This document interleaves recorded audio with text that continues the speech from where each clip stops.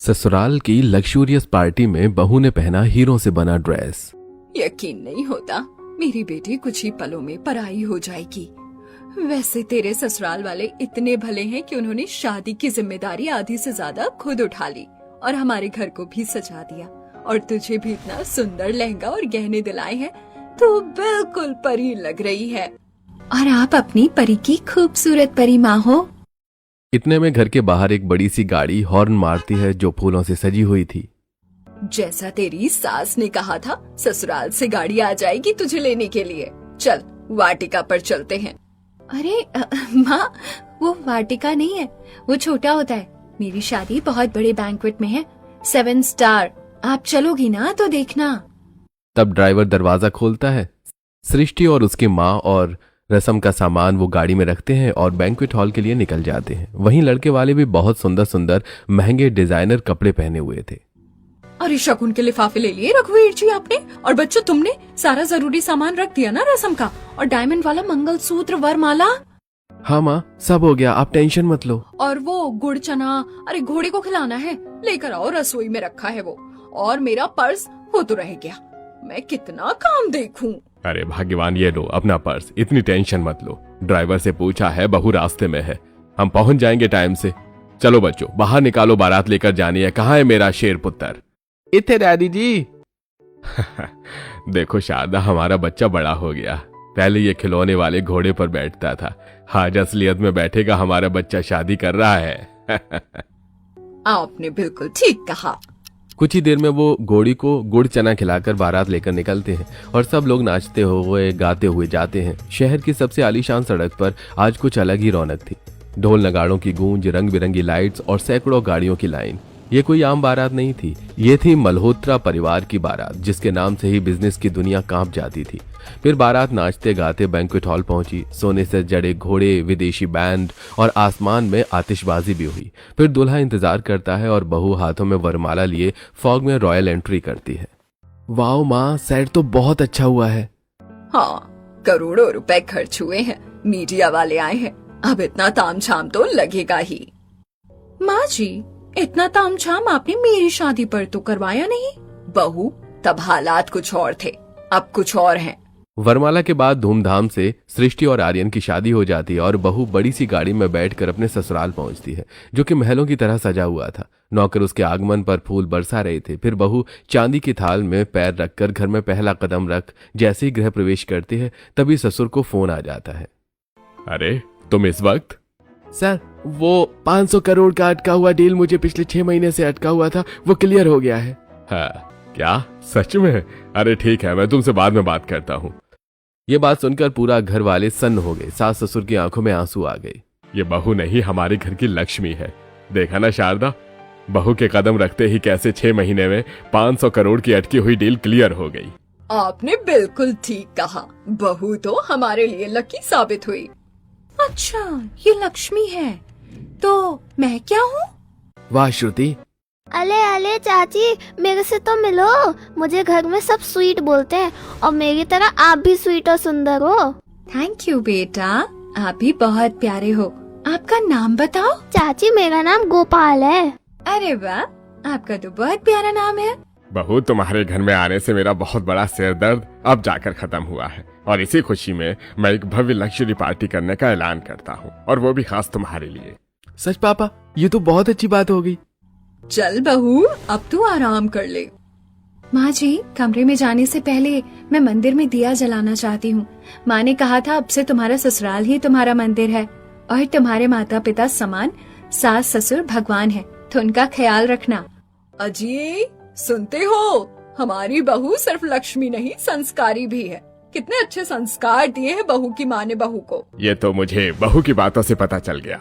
दिल तो चाह रहा है माँ जी पापा जी को यही बिठा दूं, बहू की तारीफ करने के लिए। बड़ा लग्जरी पार्टी दे रहे हैं उस गरीब को, और अब इसके संस्कारों की भी तारीफ। तब सृष्टि घर के सुंदर से मंदिर में दिया जलाती है। इसके बाद सब आराम करते हैं। अगले दिन बहू की पहली रसोई होती है, जिसके लिए शारदा खास डिजाइनर साड़ी उसे गिफ्ट करती है, और बहू वो पहनकर रसोई में पहली रसोई की रस्म करती है, जिसमें उसने केसरिया खीर, दाल बाटी चूरमा और दाल मखनी, छोले चावल पूड़ी बनाई थी, और इसे खाकर सब तारीफ करते हैं। लेकिन काव्या चिढ़ जाती है। महारानी की तारीफ तो ऐसे हो रही है जैसे खानदान में अमृत डालकर लाई हो। मेरे खाने की तो ऐसे कभी तारीफ नहीं की। चाची चाची मुझे और खीर दो, आपने बहुत टेस्टी बनाई है और मैं तो शाम में भी खीर खाऊंगा, मेरे लिए बचा देना। बेटा आपको जितनी खीर चाहिए उतनी खीर खा लो, खत्म भी हो गई तो मैं दोबारा बना दूंगी। अरे वाह, घर में सब तो तारीफ कर ही रहे हैं, मेरे बेटे की और कमी थी, ये भी उसी से चेप हो रहा है जब से आई है। क्या हुआ दीदी, आपने अभी तक अपनी प्लेट में कुछ भी नहीं खाया, कुछ और लाऊं क्या? क्या हुआ बड़ी बहू तुझे? कुछ भी नहीं माँ जी, अभी खा रही हूँ। अच्छा सृष्टि बहू, ये ले रसम का तोहफा, खानदानी कंगन। ये क्या माँ जी, इतने खानदानी सुंदर कंगन आपने मुझे मेरी पहली रसोई पर नहीं दिए, मुझे तो बस एक छोटा सा लॉकेट दिया था। अरे बहू, जब ये कंगन मुझे मिल नहीं रहे थे तब तक मैं तुझे खाली हाथ थोड़ी न छोड़ती, इसीलिए मैंने तुझे लॉकेट दे दिया। हाँ तो अब खानदानी कंगन दे दीजिए माँ जी, अब तो मिल गए हैं ना, बड़ी बहू के नाते इस पर तो मेरा हक होना चाहिए ना। अरे बहू, तुम्हें दे तो दिया, अब छोटी बहू को भी खानदानी चीज देने दो, या दोनों तुमको दे दूं? काव्या, कैसी अजीब बात कर रही हो? घर में छोटी बहू आई है और तुम इस पर बहस कर रही हो। तुम्हें ऐसे कंगन और बनवा दूंगा, ठीक है? अब है तुम समझ। शांत काव्या, हम गरीब नहीं है जो तुम ऐसे कर रही हो। नहीं माँ जी, इस कंगन पर मुझसे ज्यादा दीदी का हक है। बहू तुम चिंता मत करो, मैं बहू को ऐसे सेम कंगन बनवा दूंगी, लेकिन इस खानदान की तुम भी बहू हो और तुम्हें भी खानदानी चीज मिलने का हक है। हाँ माँ जी, कर लो अपनी बहू के सामने नाटक। हकीकत तो ये है कि ये कंगन मुझे ही मिलने थे, लेकिन इस पर भी वो गरीब बाजी मार गई। अब उसके खाने की भी तारीफ हो रही है। ऐसा क्या है इस गरीब में जो मुझ में नहीं है? तब बहू सास ससुर का आशीर्वाद लेकर खानदानी कंगन पहन लेती है। वैसे तुम इस डिजाइनर साड़ी में खानदानी कंगन के साथ और भी सुंदर लग रही हो। हाँ चाची, एकदम सिंड्रेला जैसे। ओए चाची के बच्चे, कुछ तो लाइन छोड़ दे, तेरी चाची को मक्खन लगाने के लिए कि तू ही तारीफ कर देगा। सबके सब पागल हो गए हैं क्या? इस घर में जिसे देखो वो तारीफ किए जा रहा है। पापा, मैं पूछ रहा था, लग्जरी पार्टी में तो आपके बड़े बड़े खास बिजनेसमैन और बाकी के गेस्ट आएंगे, और क्या बोलते हैं मीडिया, तो आप एक बार कंफर्म कर देते किस किस तरीके की तैयारी करनी है। बेटा, पार्टी बहुत लग्जरी है और सबके कपड़े ब्रांडेड डिजाइनर वाले होने चाहिए, और सजावट किसी इवेंट मैनेजर को देना, जरा सी भी कमी नहीं होनी चाहिए। बाहर के गेट के सामने और फिर मीडिया भी है, पूरे शहर में हमारे और हमारे बिजनेस का बहुत नाम है। और फिर बहू से भी इंट्रोड्यूस करवाना है। बहू से याद आया, विकास, पार्टी बहू की है तो शारदा बहू की ड्रेस इंग्लैंड से खास हीरो की बनकर आएगी ना? क्या हीरो की? हमारी वो लग्जरी पार्टी में हीरो की बनी ड्रेस पहनेगी? हाँ बिल्कुल। क्या पापा जी, हीरो की ड्रेस पर हीरे तो बहुत कीमती होते हैं। एक हीरा 1 लाख का आता है और हीरो की ड्रेस करोड़ की आएगी, और वो इतनी भारी होगी, मैं कैसे पहनूंगी? हीरे तो बहुत बड़े बड़े होते हैं ना। नहीं नहीं, मैं इसके लायक नहीं हूँ पापा जी। पापा जी, आप मेरी बात का बुरा मत मानना, लेकिन जिसने कभी चांदी नहीं देखी वो करोड़ों के हीरो की ड्रेस को कैसे संभालेगी? सही तो बोल रही है वो। मैं तुम दोनों की बात का अभी जवाब दे देता हूँ। सृष्टि बहू, तुम्हारी ड्रेस में हीरे जरूर होंगे, लेकिन इतने बड़े नहीं कि तुम संभाल ना पाओ। मिनी डायमंड होंगे और लग्जरी पार्टी में तुम हमारे सामने रहोगी, तो तुमसे कुछ गलती होगी या तुम लायक नहीं हो ऐसा कुछ मत समझो। और काव्या बहू, उसने चांदी नहीं देखी तो क्या हुआ, सीधा डायमंड से ही जिम्मेदार बन जाएगी। बिल्कुल, इतना तो हमें अपनी नई बहू पर नाज है। बिल्कुल सही कहा पापा जी आपने, जिम्मेदारी देकर ही तो जिम्मेदार बनेगी। वैसे पापा, एक बात पूछूं, मेरी बेबी डायमंड की ड्रेस ही क्यों पहनेगी? नॉर्मल भी तो पहन सकती थी। अरे कान के कच्चे, हमारा डायमंड का बिजनेस है तो मेरी बहू डायमंड की ही ड्रेस पहनेगी ना। और वैसे भी वो पार्टी उसके लिए खास रखी जा रही है, लग्जूरियस ड्रेस तो डायमंड से ही होगी ना। अरे सारा प्यार बहू को, बेटे को कुछ नहीं। हाँ तो मेरी बहू है ही इतनी किस्मत वाली। खाना खाने के बाद घर पर मेहमान आते हैं, नई बहू को देखकर उसे शगुन दे जाते हैं। वहीं दूसरी ओर घर के दोनों बेटे लग्जरी पार्टी की तैयारी में थे। एक बेटा इंग्लैंड से कांटेक्ट करके 2 दिन में डायमंड ड्रेस मांग रहा था और दूसरा बेटा लग्जरी पार्टी का डेकोर देख रहा था।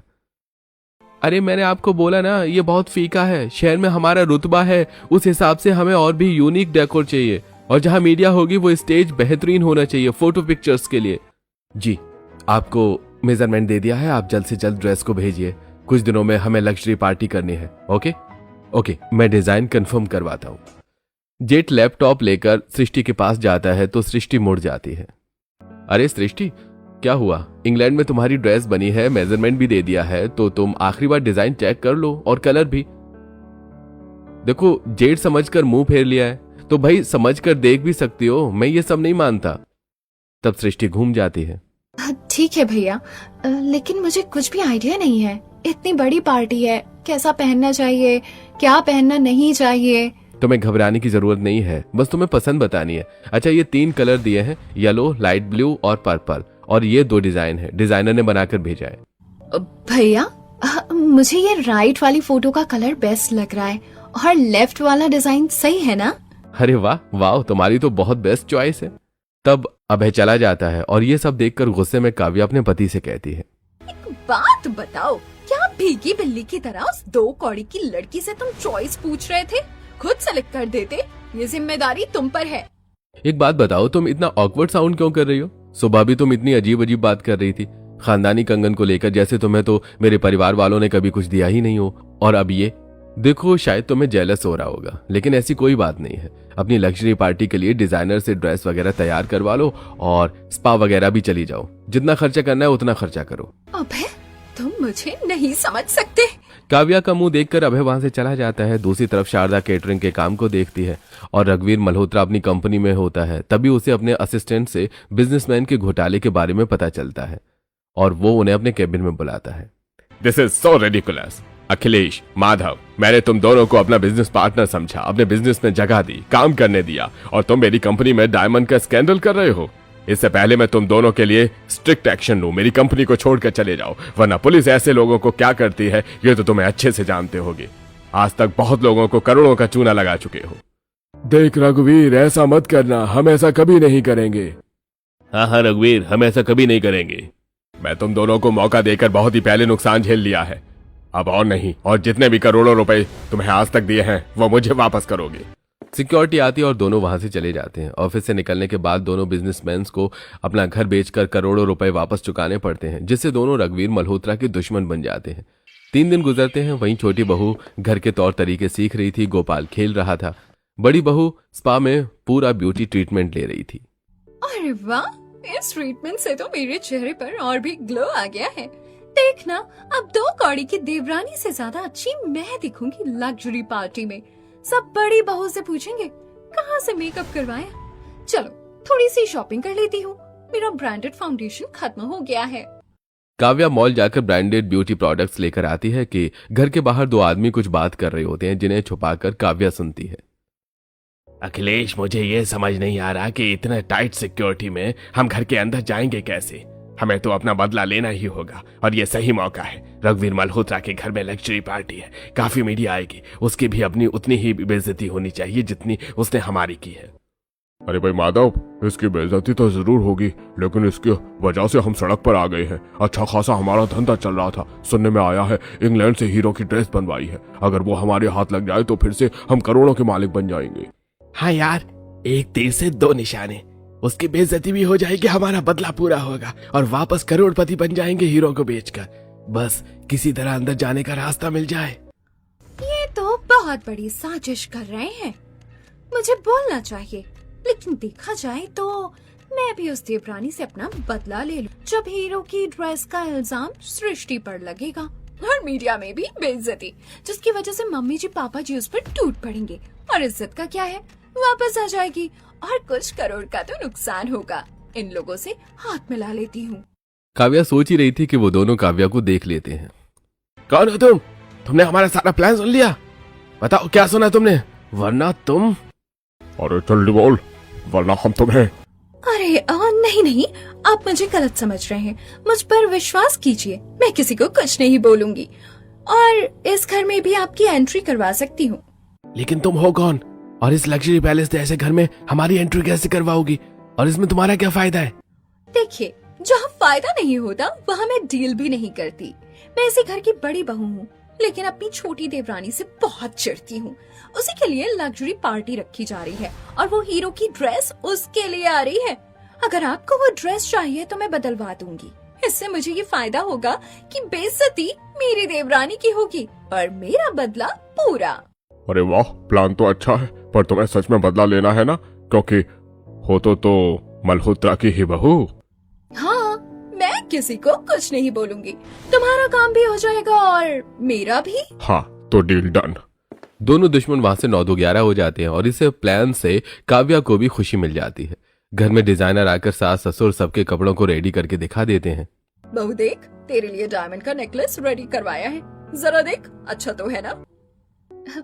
बहुत खूबसूरत है। माँ जी, मेरे लिए भी एक डायमंड नेकलेस रेडी करवा देते। करवा दूंगी वो, लेकिन ये बता, लास्ट टाइम मैंने तुझे जो डायमंड नेकलेस दिया था वो तूने पहना नहीं ना? ऐसा कर, वो तो इस लग्जरी पार्टी में पहन, बहुत सुंदर लगेगी। माँ जी, उसको एक साथ 4 डायमंड नेकलेस दे देंगी, लेकिन मुझे एक भी नहीं दे सकती है। अरे अच्छा हुआ माँ जी, आपने मुझे याद दिला दिया, मैं वही पहन लूंगी। दीदी, गोपाल को खाने में क्या पसंद है बताइए ना, मैं आज वही बनाऊंगी, खुश हो जाएगा। क्यों, मेरे बेटे को अपने बस में करना चाहती हो? मेरा मतलब फेवरेट चाची तो तुम पहले से ही हो ना?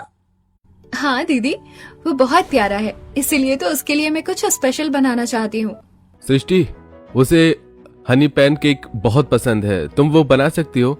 चाहे तो काव्या तुम सृष्टि की हेल्प कर देना। जी बिल्कुल। कुछ देर बाद किल से मन के साथ काव्या रसोई में सृष्टि के साथ हनी पैन केक बनाती है।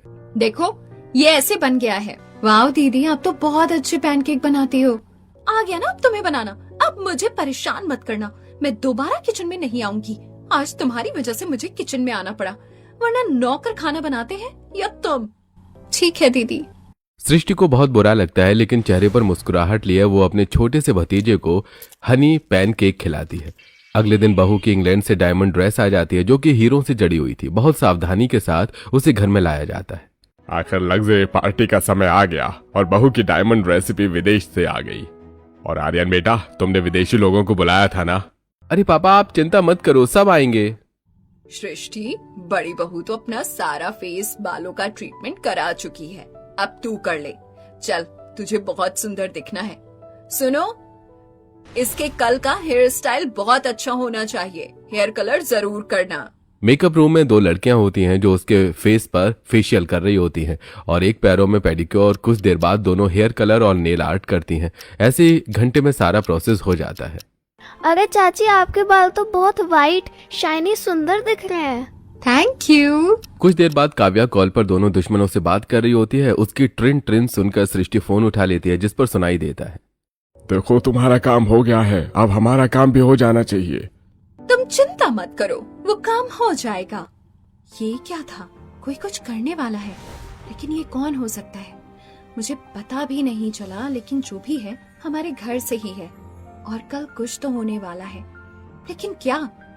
अधूरा ज्ञान बहुत गलत होता है। मैं इस टाइम सब लोगों को परेशान नहीं कर सकती, आखिर सब सो रहे हैं और मेरे पास कोई सबूत भी नहीं है। अगले दिन काव्या उन लोगों को घर में एंट्री दिलवाकर नकली ड्रेस रखवा देती है और वो लोग चले जाते हैं और लग्जरी पार्टी के लिए पूरे महल जैसे घर को सजाया जाता है, जो लाइट और फूलों से खूबसूरत लग रहा था।